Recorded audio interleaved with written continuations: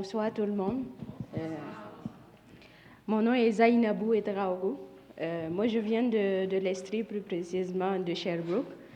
Je suis originaire du Burkina Faso, installée au Canada, au Québec, depuis 6 ans. Et je suis une victime de la mutilation génitale féminine. Et c'est ma première fois que j'ai vraiment parlé en public, c'était c'était Madame Zénab qui m'avait invitée ici pour commémorer la Journée internationale tolérance zéro contre les mutilations génitales féminines ici à Montréal. Et à partir de là, les choses ont vraiment commencé à changer en moi en tant que femme ayant subi et qui vit avec les mutilations génitales féminines. Et au fil du temps, avec le contact avec Madame Zénab, j'ai pu aussi devenir un impact dans ma propre communauté à Sherbrooke. Et j'ai eu l'occasion, et le Rafik m'a donné l'occasion d'organiser des rencontres à Sherbrooke. Et c'est à partir de là que j'ai commencé réellement à rentrer dans la vie active avec celles qui ont subi les mutilations génitales féminines à Sherbrooke.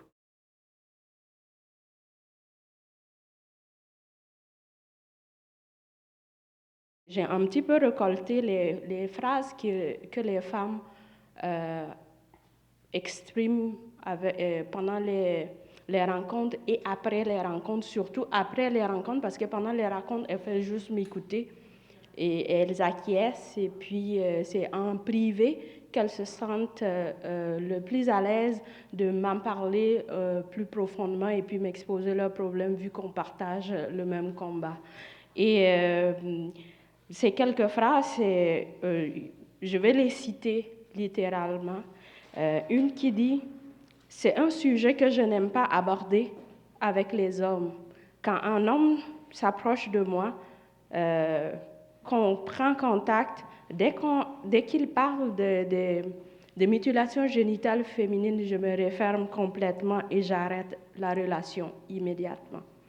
Je suis mère d'une jeune fille et je ne me suis pas laissée faire dans mon pays d'origine et j'ai immigré juste pour fuir. » Et il y a une autre qui dit « C'est pas évident, c'est honteux. »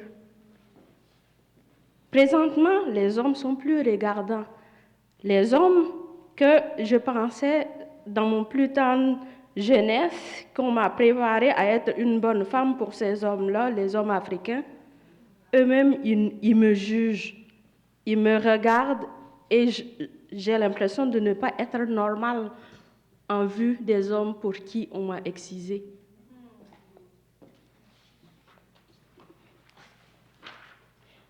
Une autre qui dit, et elle est vraiment prête à faire les démarches. Elle me dit, je suis prête à tout, j'en ai marre, c'est la fin pour moi. Cette année 2020 représente la dernière année que je reste dans le silence, que je reste sans rien faire, que je reste sans rien dire. J'ai espoir de faire la chirurgie réparatrice et je vais le faire, que ce soit ici ou dans mon pays d'origine. Et elle poursuit en me disant, je veux le faire, quand bien même je vais attirer la moquerie de tout le monde sur moi et qu'on va me regarder comme une bête de foire.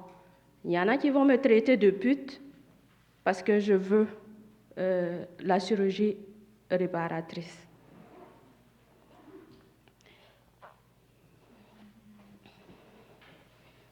Et je lui ai posé cette question. Si tu fais la chirurgie réparatrice et que ça ne fonctionne pas, et que ce n'est pas comme ce que tu veux, qu'est-ce qui va se passer? Et elle m'a répondu, ah là, je serai vraiment en colère, révoltée contre celles qui continuent à pratiquer la mutilation génitale féminine.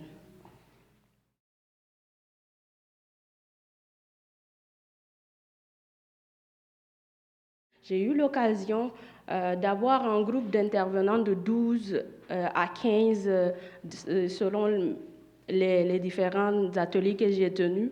Et eux, ils m'ont exprimé leur demande parce qu'ils n'arrivent pas à comprendre, parce qu'il y en a qui m'ont exprimé le fait qu'ils rencontrent dans leur pratique, comme Madame vient de le dire, des femmes qui leur exposent pour la première fois une histoire parfois qu'ils n'arrivent même pas à répondre parce qu'ils ne savent pas quoi répondre, par peur de ne pas savoir quoi dire, par peur de frustrer, par peur de créer plus de problèmes que de solutions. Et ils disent les formations doivent être mises en place et subventionnées pour le personnel éducatif et le personnel médical pour qu'ils puissent intervenir, et surtout les personnels, les intervenants de différentes sphères qui, eux, reçoivent les premières paroles de femmes qui en ont marre, les premiers mots de ras-le-bol et les premières confessions, et qui ne savent pas quoi dire. Et ce personnel-là demande à avoir des formations, à être formé pour répondre à la demande, parce que l'immigration commence de plus en plus à être dans nos vies partout, au travail, que ce soit immigration choisie, immigration pour venir étudier. On a tous besoin d'aller à l'hôpital, on a tous besoin de soins. Donc, c'est très urgent de prendre en compte les doléances des personnes qui ont subi les mutilations génitales féminines.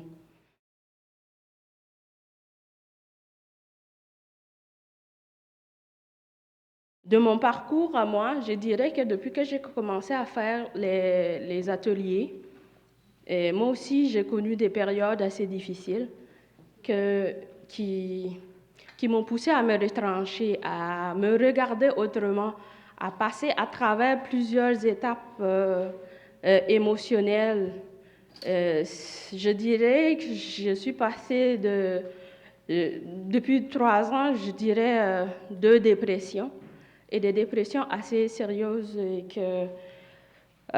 qui créent une souffrance profonde.